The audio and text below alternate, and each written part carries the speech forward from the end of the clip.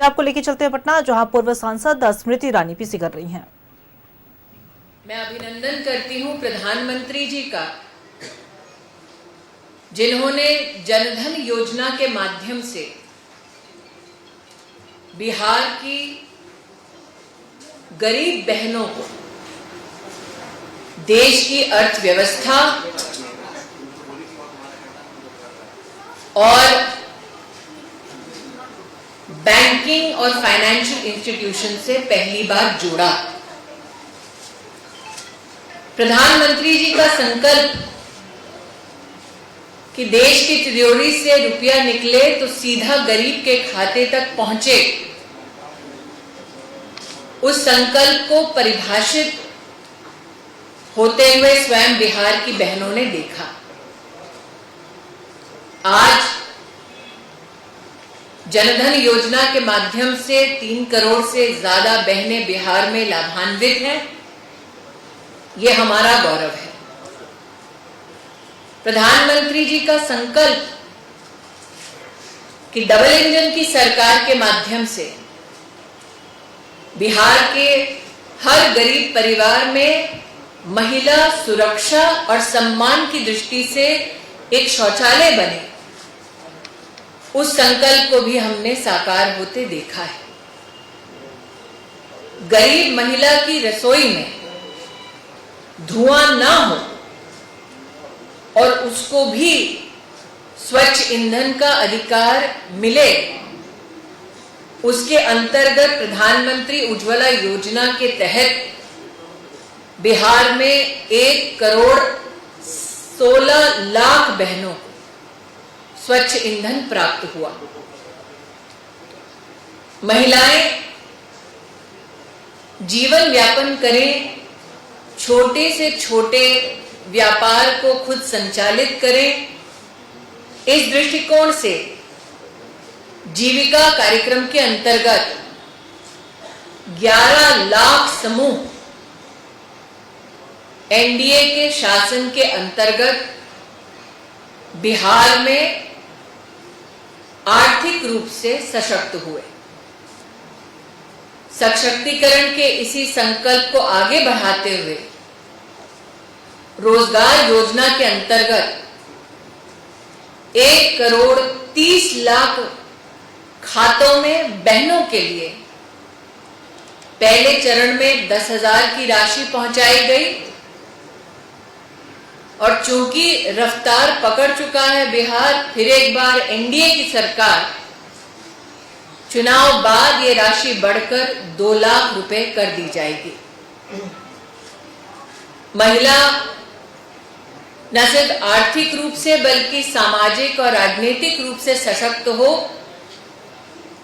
इस दृष्टिकोण से भारत की संसद ने प्रधानमंत्री मोदी के नेतृत्व में एक ऐतिहासिक कानून पारित कर महिलाओं को 33% का आरक्षण दिलवाया।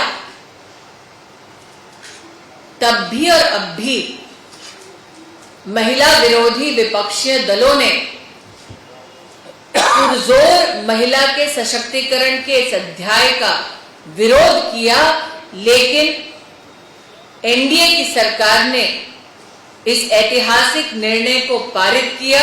ये हम कार्यकर्ताओं का गौरव है। आज मैं बिहार की बहनों से ये निवेदन करना चाहती हूं कि अपराध के साये से बिहार को उभारा है एनडीए की सरकार ने, दहशतगर्दों को हराया है एनडीए की सरकार ने, महिला को आर्थिक और सामाजिक रूप से सशक्त किया है एनडीए की सरकार ने। इसलिए पुनः एनडीए की सरकार को अपना आशीर्वाद दें, नरेंद्र मोदी के संकल्प को सशक्त करें और स्वाभिमान के साथ, सम्मान के साथ बिहार का भविष्य रचें। आज यही निवेदन लेकर मैं बहनों के मध्य में आई। मेरे लिए इस निवेदन के साथ साथ पीड़ा का ये विषय निश्चित रूप से है कि एक तरफ एनडीए की सरकार महिला को आर्थिक रूप से सशक्त करने के लिए सीधा तिजोरी से पैसा महिला के खाते तक पहुंचा रही है, और दूसरी ओर आरजेडी के नेता चुनाव आयोग को लिखित रूप से प्रस्ताव देते हैं कि महिला के आर्थिक सशक्तिकरण के इस प्रयास को रोका जाए और बिहार की महिला को इस आर्थिक सहयोग से वंचित किया जाए।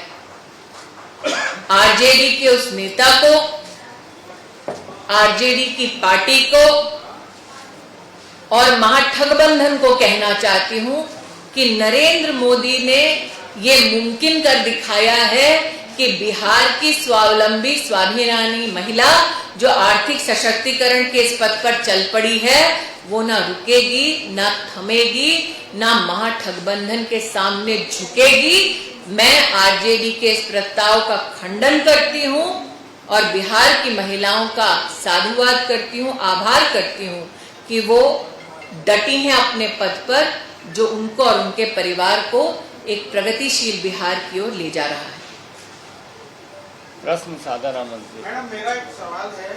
अगर सवाल करने से पहले महोदय मेरा एक आप सहयोग कर दें, अपना परिचय दे दें, अपने प्रकाशन का और अपना, तो मेरे लिए सुविधा है। मैं अनुज कुमार शर्मा, प्रभात Chaudhary state ji.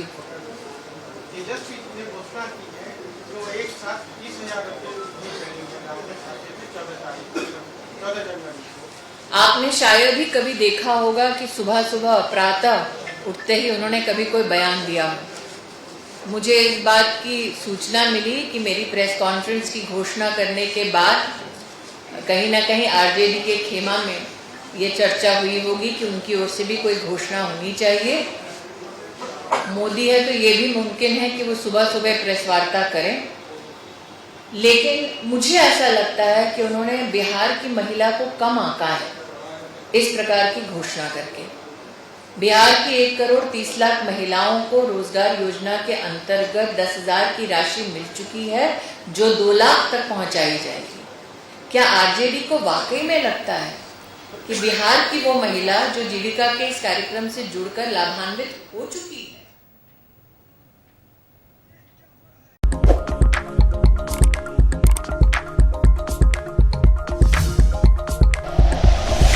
Like and share videos, subscribe करें हमारा चैनल और प्रेस करें बेल आइकॉन। न्यूज़ 11 भारत, सच है तो दिखेगा।